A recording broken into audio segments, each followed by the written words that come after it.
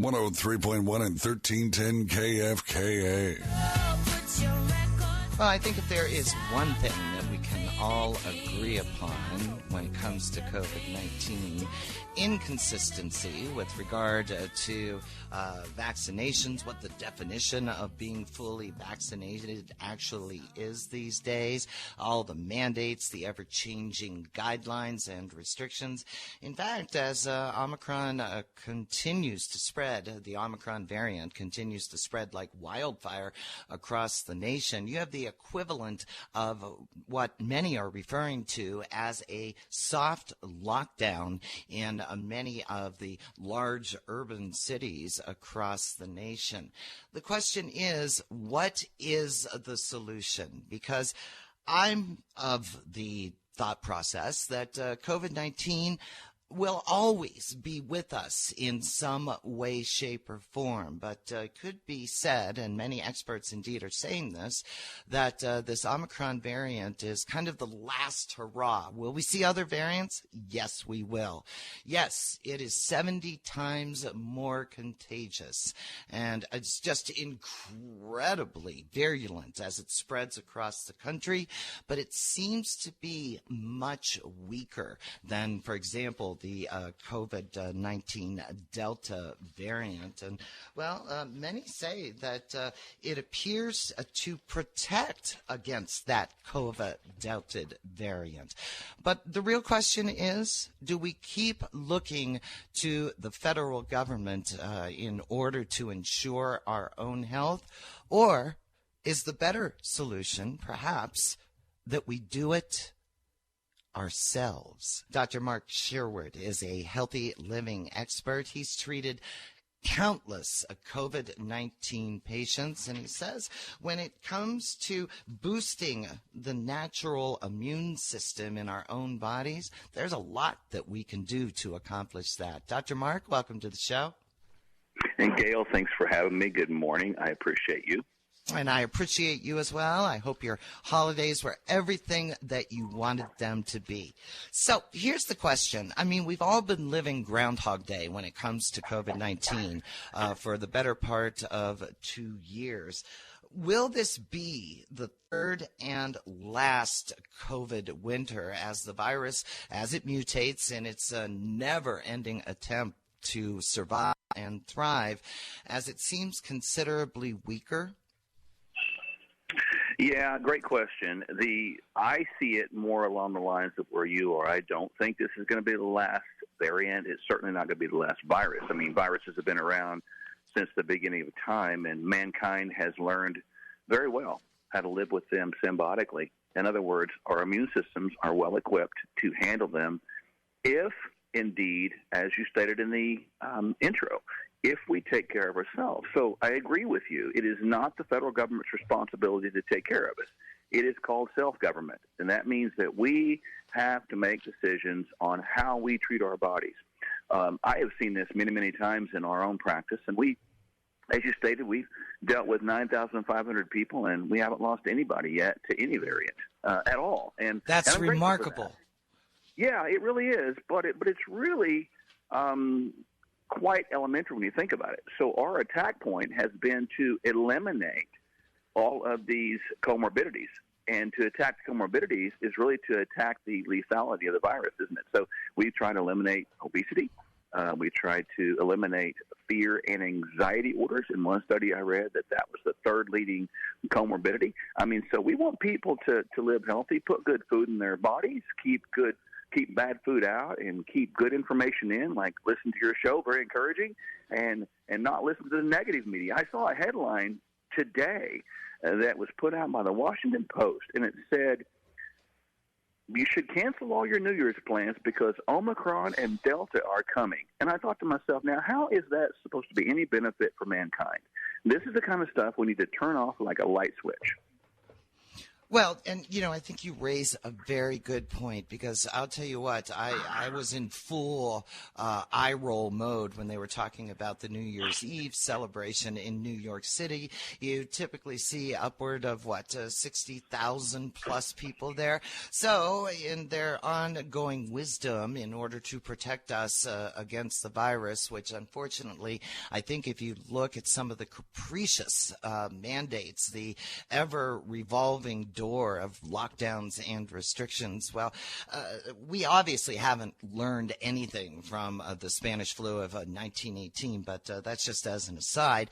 Now they're limiting it to 15,000 people. You had Dr. Fauci coming out and saying, well, for your holiday gatherings, you want to be fully vaccinated. And again, we don't that keeps changing as well. What is the definition of being fully vaccinated? And you want to avoid groups of over 40 people. It's just a head scratcher. And I think, unfortunately, because of all of the mixed messaging, a lot of this is now falling on deaf ears.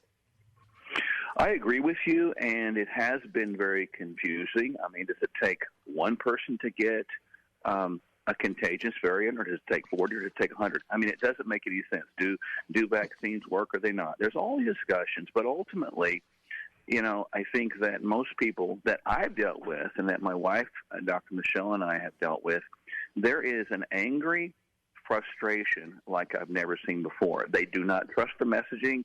They do not trust the narrative, because it's ever-changing. And more now than what I've seen in the last 2 years when this all began, people are now saying, wait a minute, that's not working.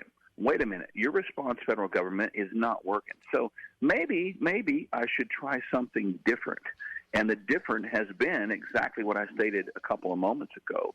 People are seeking us out and seeking clinicians like us out, that they want to get information. They want to have a doctor who has a toolbox that is broad, instead of having a toolbox with a hammer. And when all you have is a hammer, every single thing looks like a nail. And we have to begin to broaden our thinking and begin to, think for ourselves, quite frankly, Gail, because if we don't, clearly we know we're being led around like a pig with a ring in its snout, going nowhere fast. Well, like sheeple.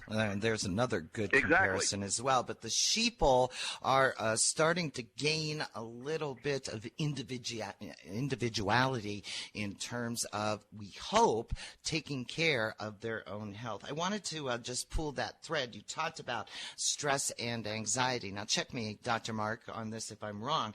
But the anger and the uncertainty and the frustration coupled with stress and anxiety that we've all been dealing with on any number of levels over the past couple of years, that takes a toll on the immune system, doesn't it?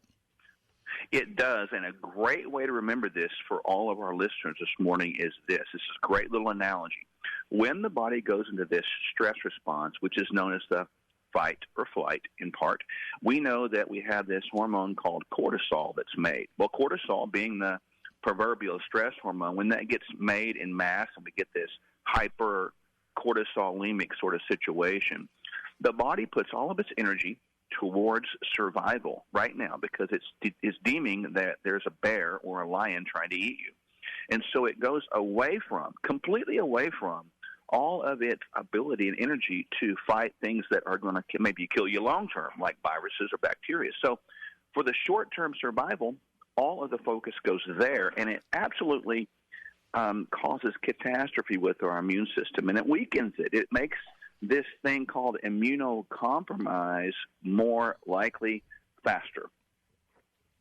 Now, you've been exceedingly successful treating, as you said earlier, over, 9,500 COVID-19 cases. What are the commonalities that you are seeing, and what can we do to, increase the odds? Because I think everyone, by the end of it, is going to have Omicron. I mean, the vaccines don't seem to be all that effective. We've got those antiviral pills, Pfizer and Merck, coming out, but question is, what would their availability be?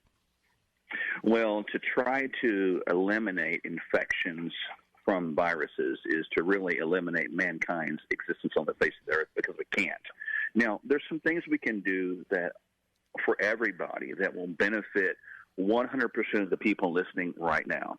Begin to consume foods that you can imagine in their original package and form that might be walking around in the Garden of Eden, as we could imagine that, and growing off the tree or a bush. Not the polysorbate tea. Not the polysorbate tree. There are no Big Macs hanging from bushes, and there are no donuts hanging from trees. So we need to eat real food and avoid the things that were never food. These immune-reducing, inflammatory foods that we're having today, they're generated, believe it or not, by the good old-fashioned United States government. That's where they subsidize these things. So that is leading us down a pathway of sickness. So that's number one. Number two, we want to make sure we supplement with those things that a good diet lacks, such as vitamin D, omega-3 fatty acids. You might include a little bit of zinc, C, and vitamin A as well. Then you got to turn off negative media, and I mean all of it. And just you want to be informed, but you don't want to be infected by it. And then I think another thing on my checklist is exercise, get outside, and finally, hang out with people that are going to lift you up and not tear you down. Because whoever you hang out with is going to eventually hang on you. And so if we're hanging on with bad people that are just always talking about how much we're going to die, I mean, look, that's not helping anybody. So, take all those little tools right there, put them to practice, and with 100% certainty, you're going to have a better life. Well, and I can't help but think, you see the spike in crime across the country. We just saw it in Denver just recently, in which a gunman killed 5 people, wounded others, including a police officer. Sadly, that's becoming the norm rather than the exception. And I don't know what all the facts are. The investigation is continuing. But the bottom line is, I think all of the uncertainty and the isolation has only made us act out in other ways, as many of us have turned to unhealthy coping mechanisms through it all.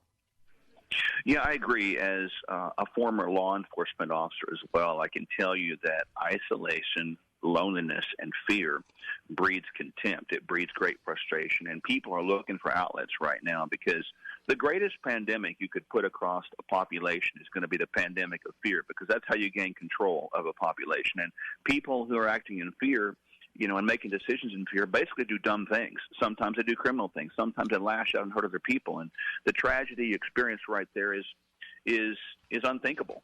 And yet, you're right, it's becoming the norm. And we need to begin to step back and rethink literally everything we're doing and why we're doing it, and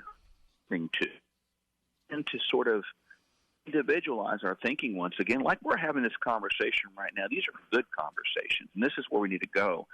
If something's not working and it's creating disastrous results, and we're expecting different results by doing the same thing, Einstein had it best, and that was insanity. And so we're practicing, and we're seeing lived out an experiment that's bringing fruition of insanity right now. So let's stop the insanity, do something different, and bring it back to the foundational truth with which Americans, we all know this, Americans can have the great American dream, but right now it's the great American nightmare. Sir, I need to thank you not only for your insights and your perspectives this morning. Dr. Mark Sherwood is a healthy living expert. He and his wife have treated over 9,500 COVID-19 patients successfully. But thank you for being a part of law enforcement, which really is in the crosshairs these days, which doesn't help matters either. But where can we learn more about you and your work? Yeah, people can go to Sherwood.tv. That's our main website. If they want sort of a synopsis of everything we talked about today and more, we've created a free download for them. If they want to go to Sherwood.tv/free, they can get a little 20-some-odd page ebook that talks about all these principles I talked about. And I encourage people just to download that thing and put it into practice. And, again, free is free, but there's great information there that you can put to work. Healthy living expert, Dr. Mark Sherwood. Again, thank you for all of your insights this morning, and here's to a happy, healthy 2022. Happy New Year, Gail. Thanks for having me. I appreciate it.